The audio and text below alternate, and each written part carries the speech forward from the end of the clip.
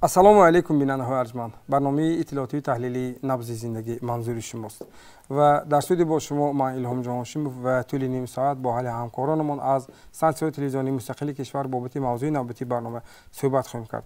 мо имрӯз дар бораи ғизо, назорати он ва саломатии инсон ё худ ғизоҳо дар тоҷикистон чӣ гуна назорат мешаванд суҳбат мекунем. инак имрӯз дар барнома тамошо кунед. ғизо, назорати он ва саломатии инсон ё худ ғизоҳо дар тоҷикистон чӣ гуна назорат мешаванд? То кадом андоза ба ғизои худ ва фарзандон аҳамият медиҳем? маҳсулоти истеҳсолӣ бо вуҷуди коркардҳои зиёдро гузаштан то куҷо ба саломатии инсон безарар аст? роҳи асосии муайян намудани бехатарӣ ва сифати маҳсулоти ғизогир кадомҳоянд? истифодаи заҳрхимикатҳо ва таъсири он ба ҳосили маводи ғизоӣ. ин ва дигар паҳлӯҳои мавзӯи барномаро коршинос дар студия сардори шӯъбаи зидди эпизодии раёсати кумитаи бехатарии озуқаворӣ дар вилояти Суғд Қурбон Оқилов шарҳ медиҳанд. созмони умумиҷаҳонии тандурустӣ дар тавсияи худ барои нигоҳдошти саломатии инсон чунин пешниҳод кардааст, ки ҳар як нафар дар меъёри ғизоии худ онро бояд истеъмол намояд. дар ҷои аввал сабзавоту мевагиҳоро пешовардааст, ки ва баъдан чарбу ё худ карбогидратҳо, ки дар истеъмоли он низ тавсия шудааст, ки зиёдаравӣ накунанд. дар мавқеъҳои поёнтар намак ва поёнтар аз он шириниву қандро ҷой додааст. дар мавриди гӯшти равған ишора шудааст, ки хуб мешуд онро дар буғ ё дар об пухта истеъмол намоянд. намакро то тавонанд кам истеъмол намоянд, ки сабабгори баланд шудани фишори хун нагардад. қандро тавсия додааст, ки аз маҳсулоти сабзавоту мевагиҳо ҷустуҷӯ кунанд ё ба воситаи он иваз намоянд. яъне меъёри шириниро низ бояд аз сабзавоту мевагиҳо ҷӯё шуд. ин ҳама тавсияи ташкилоти умумиҷаҳонии тандурустӣ мебошад, ки ва ин интихоб аз ҷониби мо то кадом андоза воқеан дуруст иҷро мешавад. ва гузашта аз ин то кадом андоза мо ба ғизое ки истеъмол мекунем аҳамият дода онро интихоб менамоем. он махсусан дар хурдӣ бояд барои ҳар яки мо тарбия шавад. ҳамкори мо аз телевизиони симои шаҳри Панҷакент Мартаба Раҳмонова дар ин маврид як гузориши ҷолиберо таҳия кардааст. дар хати алоқа бо мо Мартаба ҳаст. ассалому алайкум Мартаба, марҳамат, сухан ба шумо. дуруд ба шумо. мавзӯе ки мо имрӯз пайгирӣ намудем ғизои солим дар кӯдакистонҳои шаҳри Панҷакент аст ва мо сар задем ба чанде аз ин дабистонҳо, тарзи омодасозии ғизо дар ин кӯдакистонҳо ва назорати он аз ҷониби сохторҳои назоратӣ. моро пайгирӣ намудаву аз омодасозӣ ва истеъмоли ғизоҳои солим дар кӯдакистонҳои шаҳри Панҷакент огоҳ бошед. Майсара Тиллӯева ҳар субҳ набераи худро ба боғча меорад. ӯ сокини 61 солаи шаҳри Панҷакент буда соҳиби 2 фарзанд ва 7 набера аст. азиза набераи хурдии Майсара Тиллӯева буда 4 сол дорад ва дар кӯдакистони хусусии Афсона тарбия мегирад. волидон омадани кӯдаконро ба боғча ҳатмӣ медонанд. Майсара Тиллӯева мегӯяд, ки барои кӯдак аз ҳама муҳим ин истеъмоли ғизои солим аст, зеро асоси инкишофи ҳам ҷисму ҳам ақл албатта хӯроки пур аз витаминҳост. мебояд ба ин масъала дар ҳама хонавода ва муассисаҳои то мактаби диққатӣ махсус шавад. дар ин кӯдакистон тамоми шароитҳо муҳайё гардонида шудааст ва кӯдакони мо аз маҳсулотҳои ширӣ бештар истеъмол мекунанд ва он чизе ки аз витаминҳо бой аст. ва мана ҳоло ки фасли баҳор аст, сабзавотҳои тару тоза роида истоданд, аз ин сабзавотҳо истифода мебаранд. аз гуфтаҳои қаҳрамони мо бармеояд, ки ӯ бевосита худ ба хӯроки кӯдакон аҳамият медиҳад ва мехоҳад дар боғчаҳо низ ба хӯроки тарбиятгирандагон диққати махсус дода шавад. бо мақсади фаҳмидани омоданамоии хӯрок дар муассисаҳои то мактабии шаҳри Панҷакент ва то чӣ андоза онҳо аз назорати мутахассисони кумитаи бехатарии озуқаворӣ мегузаранд, гурӯҳи эҷодии мо аз якчанд муассисаҳои то мактабии ҳудуди шаҳр дидан намуданд. нахуст мо рафти таълиму тарбия ва ошхонаи муассисаи то мактабии рақами 8-ро рӯи навор овардем. субҳи барвақт ошпази боғча ба омодасозии субҳона машғул буд. дар воқеъ вақти таъми онро бо дӯстро якон чашидем, хеле лазиз буд. шумо ин ғизоро дӯст медоред? бале. ҳар субҳ мехӯред? бале. бисёр хуб. дар шаҳри Панҷакент 18 боғча фаъолият дошта, 12 тояш давлатӣ, 2 тояш дар мувозинаи ташкилоту корхона ва 4 тои боқимонда хусусӣ мебошанд. 3293 кӯдакон дар ин муассисаҳои то мактабӣ дар зери тарбияи 140 мураббияҳо қарор доранд. муассисаи таҳсилоти то мактабии Наврӯз дорои ҳама гуна шароитҳо буда ба талаботи замона ҷавобгӯй мебошад. در کودکستان 43 نفر کارمندان کار و فعالیت نموده زیاده از 350 نفر کودکان تعلیم و تربیت میگیرند. همه روزه ما کودکان را با 3 محل خوراک گرم تامین می نماییم. خوراک‌هایی که در مؤسسه تو مکتبی شهری پنجکند آماده کرده می شوند هر ماه در آزمایشگاه مرکزی تشخیصی منطقوی تاجیک استاندارد در شهری پنجکند از تشخیص گذرانیده می شود. برای رعایت طلبات قانونی عملکننده جمهوری تاجیکستان و رگلامنت‌های تکنیکی جمهوری تاجیکستان جهتی با طلبات استانداردهای دولتی مطابق نمودن بناهای آشخانه‌ها، تجهیزات‌های زمانوی، تیار نمودن توامنامه‌ها، مصلحت‌ها و توصیه‌ها می‌توانند. در مرکز در دوره وکالت زیاده از 142 نامگاه محصولات خوراکواری از تشخیص گذرانده می شود.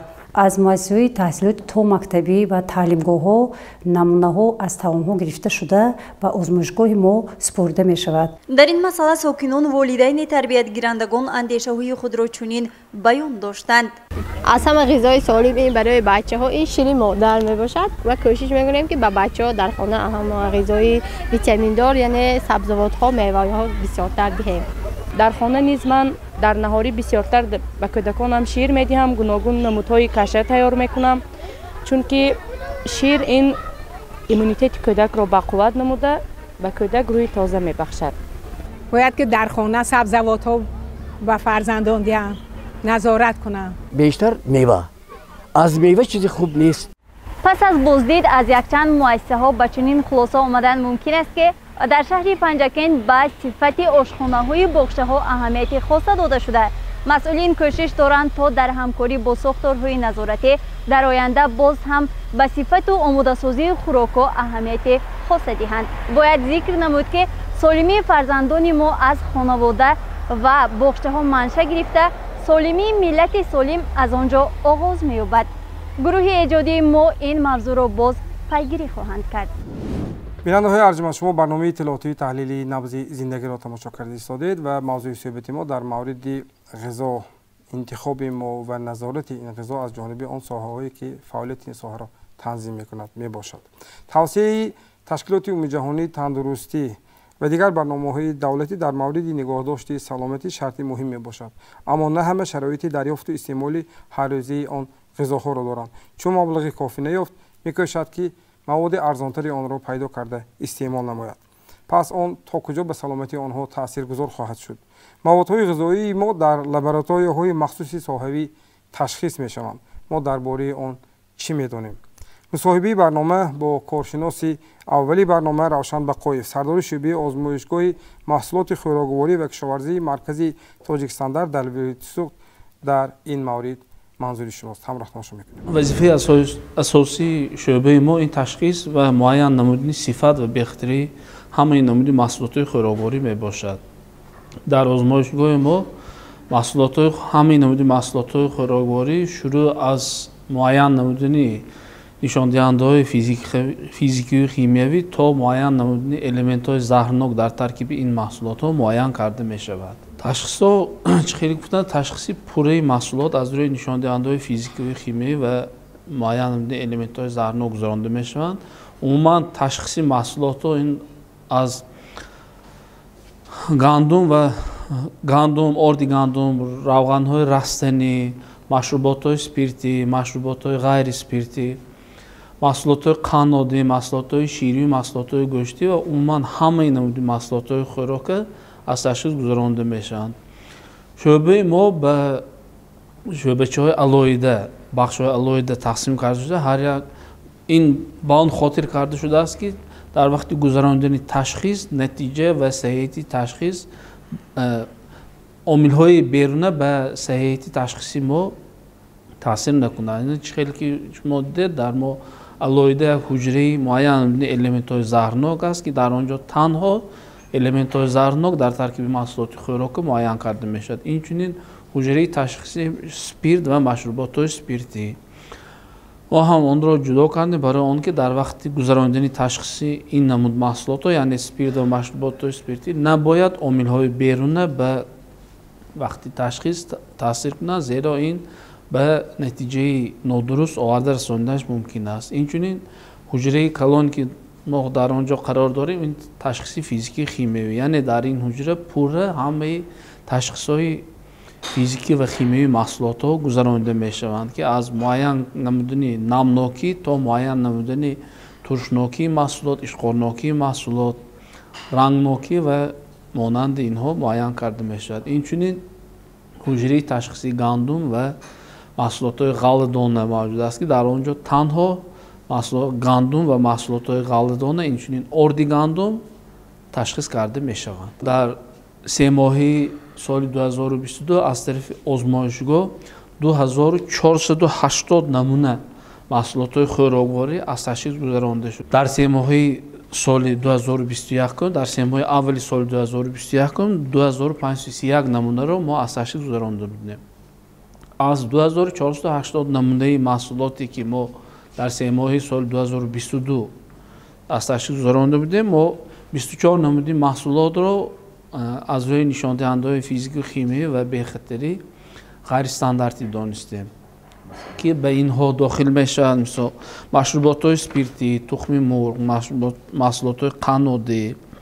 چون یک نمونه نوری مینرالی و مانند اینها ما معین نمودیم که محصولات صفتشان پست بوده و آن را ما همچون محصولات غیر استانداردی معین کرده به شعبه‌های داخدار بازسپردن پروتکل‌های تشخیصی پیشنهاد نمودیم. نسبت 3 ماه اول این رقم 12 نمونه کمتر است، زیرا در 3 ماه اول سال 2021 36 نمونه محصولات غیر استانداردی دانسته شده بود. در آزمایشگاه ما 11 نفر متخصص فعالیت دارند.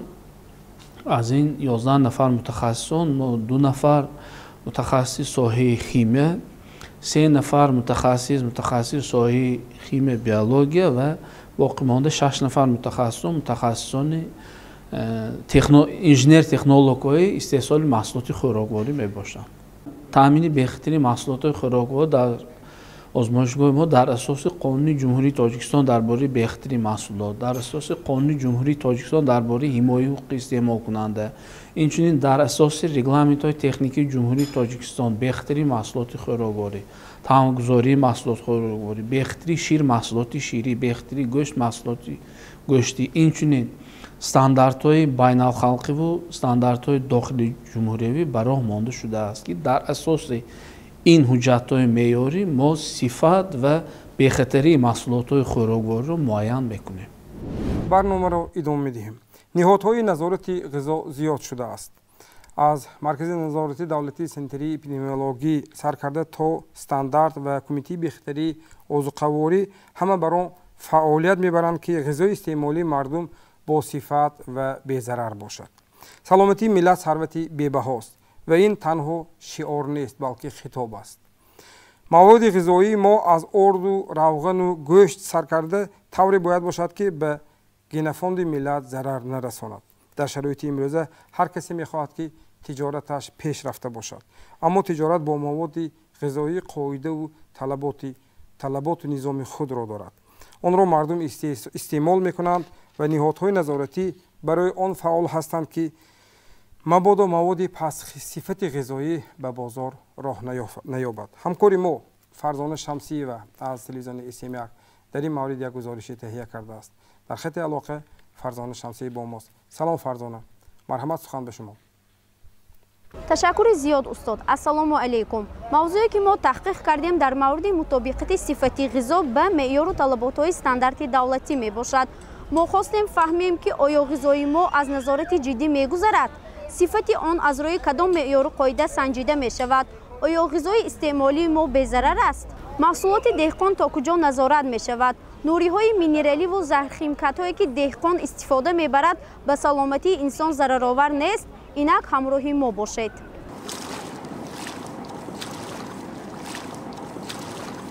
عبداللطیف شریپوف دهقان از جماعت دهاتی یاوی ناحیه باباجان غفروف بیش از 30 سال می شود که به شالی کاری مشغول است و امسال در میدان 1 هکتار زمین شالی کشت کرده است. یگانه معمای این دهقان گران شدن نرخ و نوای نوری های مینرالی می باشد. بنا به گفته وی برای خوب شدن حاصلناکی شالی به زمین تا 4-5 نمودی نوری های مینرالی پاشیدن ضرور است. در عکس حال صفت شالی پست و حاصلناکیش هم نه آنقدر خوب می شود. برای 1 هکتار زمین شالی باشد تا پوره پخته رسیدنش 600-700 кило дору мепошанд. нархи як халдаи нуриҳои минералӣ ки 50 килоро ташкил медиҳад имсол аз 500 то 600 сомонӣ арзиш дорад. ҳозир мо тухма чошем баъд аз 10-15 рӯз мачи метем арӯи 1 кило то 1 килоя баъд аз вай бо гербисид мезанем алафаша барои куштан барои курмаку аҳоя баъд аз вай сони бо алафаша тоза кардам баъд заминҳои истифода кардан шудам баъд бо дораи амафҳос мечавина ёфтагиҳои мечошем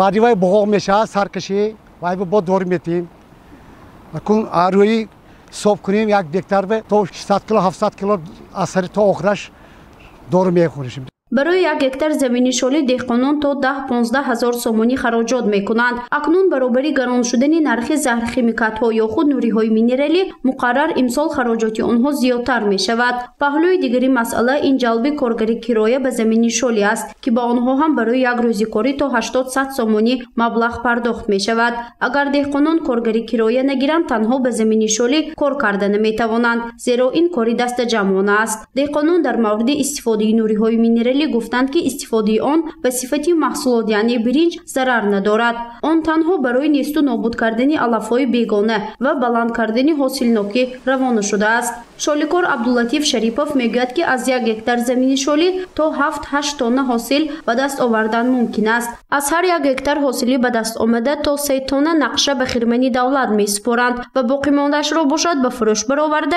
خراجات خود را روی پوش میکنند. یک دکتر ممکن 10,000 تا 15,000 چقیم کنیم. امسال نرخی میستالر که قیمت داروواری می خیمیکات قیمت شد. باز هم زمین خصوصی شدگی و هایم آبشون میتیان زمینشون داده موندیم. ما که ارنداتر کاشته و های پلانشون داده هم زندگی پیش میکشیم هم زندگی هایم باید میکنیم. خیلی شد. از سنجش گذرانیدن داشتن سرتیفیکت مطابقت محصولات و کفالت بی‌خطری آن به ذمه متخصصان مرکزی تاجیک استاندارد و کمیته بی‌خطری آذوقه‌واری است. اینجا آزمایشگاه یا خود لابراتوری مرکزی تاجیک استاندارد در ولایت سوخت است. متخصصان هر یک محصولاتی که به حدود ولایت وارد می شود پیش از به بازار یا دیگر نقطه های سودا به فروش برآوردن حتما در آزمایشگاه از سنجش می‌گذرانند. هنگام سنجش نمونه این یا آن نامگوی محصولات صفات و بی‌خطری آن معین کرد می شود. در آزمایشگاه معین کنی نشان دهنده های فیزیکی خیمیایی دقیق نمودن الیمنت های زهرناک و ترکیب محصولات خوراکواری به راه مانده شده است. متخصصان وابسته به محصولات خوراکواری در شعبه های علاهیده تشخیص گذرانیده با استفاده از تجهیزات مخصوص بی‌خطری و ترکیب و صفت محصولات را معین می کنند.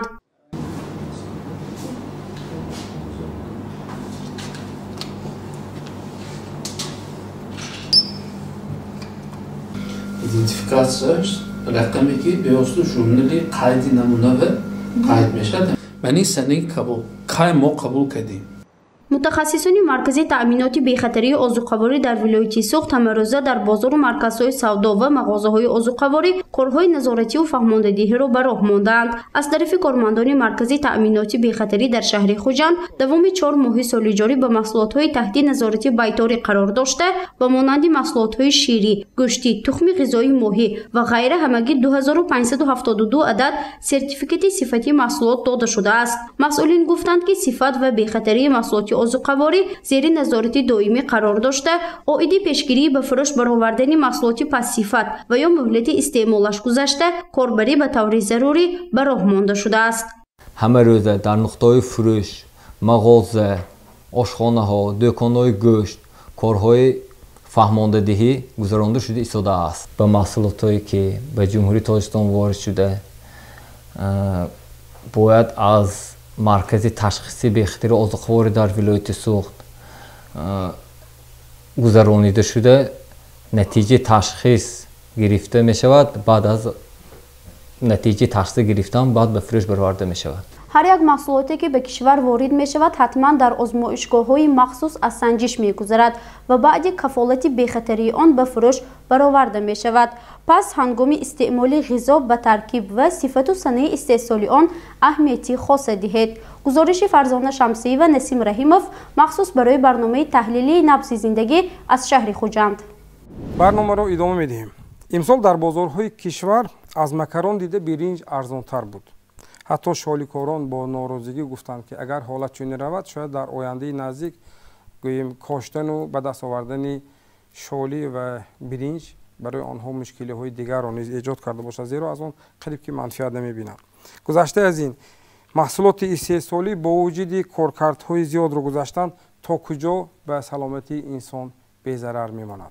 کارشناس نوبتی برنامه سردار شعبه ضد اپیزودی رئیس کمیته بخطری عضوقواری در ولایت سوخت قربان محیدینویچ عاقلف میباشند. خوش آمدید میگم شما را.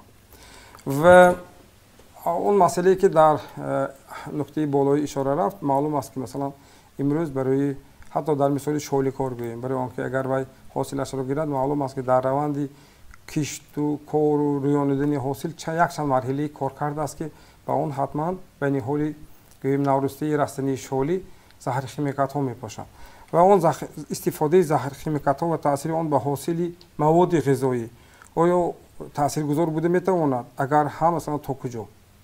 مرحبا. البته در وقتی کشت شغلی و نشونامای اون زهر شیمیکات ها استفاده میبرند. این حاصل ناکل بلند می نماید. لیکن بعد از اون که حاصل پخته میرسد ترکیبی و به موندنش ممکن نیست و به زمین بعد از جمع‌آوری حاصل در آزمایشگاهی کمیته بهختری عضوقواری جمهوری همین مسئلات با تشخیص گرفته بشود. این به سلامتی اهالی اینقدر خوف ندارد. یعنی این علاقه از سنجش‌ها گذشته خوف ندارد. خوف ندارد. تشکر. خوب عموما امروز همین کمیته بهختری عضوقواری آن نهادی که شما امروز در آن فعالیت دارید مثلا تا کجا سر این مسئله بیشتر کاربری میکند و امروز وضع همین نظارتی صفت مثلا موادهای غذایی در بازارهای ولایت عموما در نقطه های فروش چگونه است؟ همین محصولات خوراکی علال خصوص به خصوص چاروداری و دستین پروری استحصال کارکرد فروش در تحت نظارت کمیته بهختری عضوقواری می باشد قرار دارد. در این زمان از طرف کمیته بهختری عضوقواری در این سمت در برای تشخیص همه جانبه تجهیزات زمانوی موادهای تشخیص کننده ای که به طلبات جوابگو با پولگی تامین گردیده کارهای تشخیصی همه جانبه گذرانده می شود. تشکر. ما وقتی در مرحله آمادگی به برنامه با شما وقتی صحبت کردیم بعضی نکته هایی که واقعا هم شما بسیار خوب کردید. تشکر به شما که واقعا اول دعوتی ما را پذیرفتید و امروز تاکید میکنید که واقعا اون مسئله که امروز مطرح کرده استاد مسئله مهم است چون با سلامتی آدمان وابسته است. آدمان وقتی مواد غذایی میگیرند میخرند و استعمال میکنند باید دانند که مثلا اون مواد آنها مواد غذایی آنها ترکیب از چه است و آیا اجازتی رسمی اون نهادهای نظارتی را دارد یا نه. فرض کردیم در مثال انمان محصولات شیری در مثال عادی امروز معلوم است که این طرف هوا گرم میشه تابستان است و معلوم است که گوییم نیاز مردم به همین محصولات شیری زیاد می شود. گذشته از این در همین مرحله حساس که زود ترکیب آن ویران می شود. پس گذشته از این تا فرصتی ویران شدن در هوای گرمی ما تا کجا می دانیم که مثلا ترکیب آن مواد غذایی شیری گوییم یگان بیماری ندارد که مثلا آن معلوم است که مواد شیری از حیوان به انسان پیشنهاد می شود. درست است. بسیار خوب گفتید. اگر همین طلبات های رعایت نکنیم انسان از شیر هم از محصولات شیر به کسلی گرفتار شدنش ممکن است. یکی از این کسلی های بغمدرد که نهایت از یک بیماری خوفناک بعد از انسان از اون سرایت یافتن معیوب میماند تمام حیاتش هم کسلی گرفته میرود. این بروسلیوز است بغمدرد است. برای معین نمودن این بغمدرد در چوربا و محصولات شیر و در شیر این یکم مشکلات ندارد. همه آزمایشگاه تشخیصگاه هایی که در شهر نویا هستند و زمین مرکزی تشخیصی بهختری عضوقواری ولایتی در مرکزی شهر خوجند هست. همه آنها همه با همه تجهیزات های با خیمیکات های چیا تجهیزات شده در مهلت کوتاه سنجیده می‌دهند.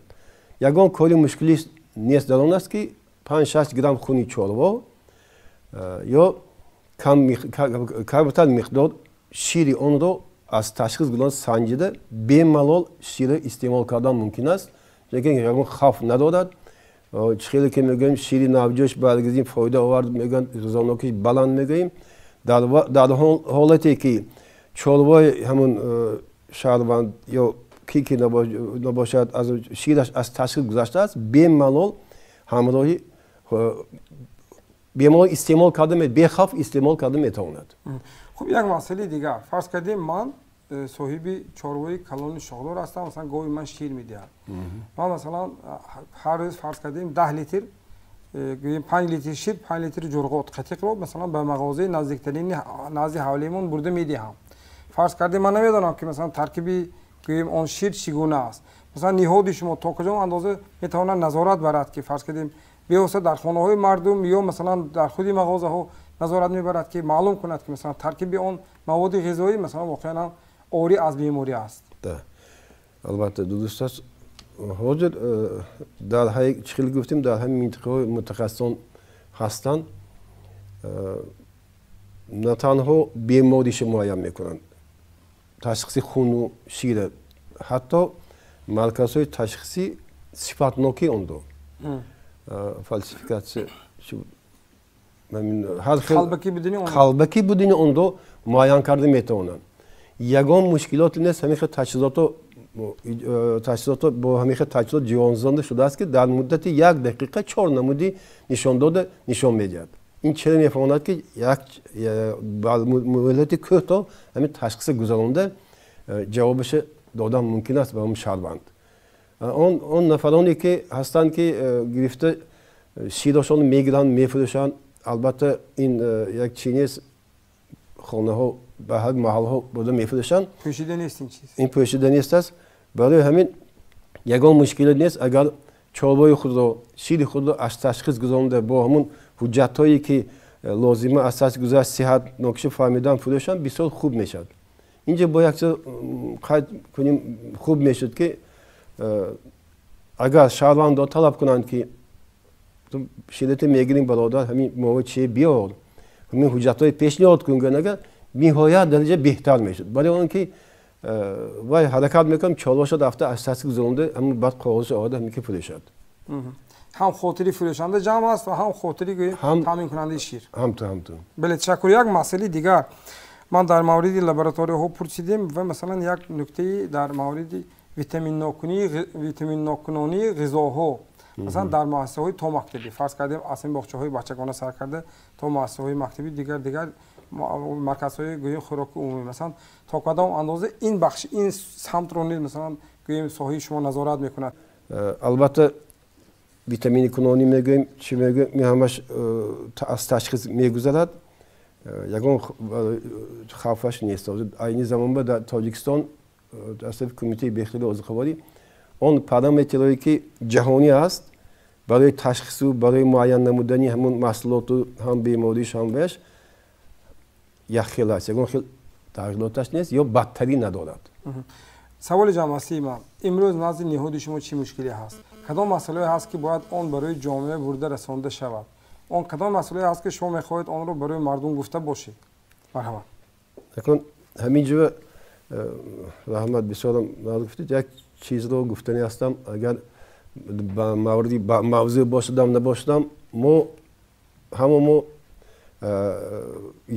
انسان و حالاتی که کبوتی استعمال میکند نهایت فایدهش کلان است برای ارگانیسم ها هر خیلی ویتامین و امینوکسلات های ارگانیسم پر میکند لیکن یک همینجا چی گفتنی هستند که بعضا میگم فایده آور است ما اگر همون خودش گریایی نکنیم اگر با کسلی پارازیتی دچار شدن ممکن است یکی از آن اخینوکوکوز میگیم که در بسیار جاها همین پنج شده گشته است اخینوکوز میگیم اساسی بیماری اخینوکوزی به انسان چه میشه که اصلا علفا میشود این برای پیشگیری این یکم اویله و همین چیکار ممکن است یکم خیلی مشکلی ندارد همون کبوتی که پیش از استعمال گرفته یک قاشق دو قاشق نمک آشی است که همون کرده 5-10 دقیقه اگر مونیم و ظرف به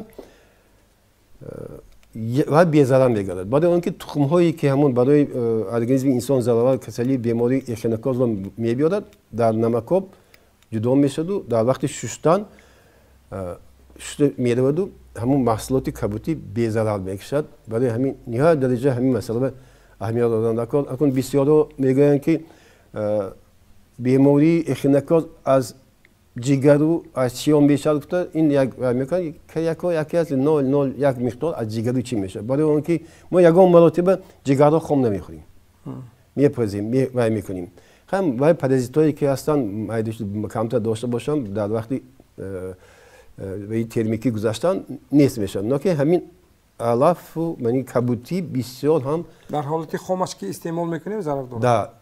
در حالت خامش استعمال کنیم فایده آورتر. نه که منی ریایه کردن کند تازه ریایه کرد با یا آبی روان به نخ شستن بسیار هم فایده آور است. تشکر برای اشتراک و پاسخ به سوال برنامه. بیننده های ارجمند در صحبت ما قرار داشتند. قربان محیدینویچ عاقلوف نماینده ریاست کمیته بهختری عضوقواری در ولایت سوخت بودند که به سوال های برنامه پاسخ گفتند. بیننده های ارجمند، ما مرحله های دشوار رو در مورد نگاه داشتی سلامتی انسان رو اثر گذرانده ایستادیم. تاثیر کووید 19 به سلامتی آدمان یکی از آن سبب ها می باشد که طبیبان دائما توصیه می دهند تا در مرحله برقرار شوی از آن غذاهای پرقوت استعمال نماییم.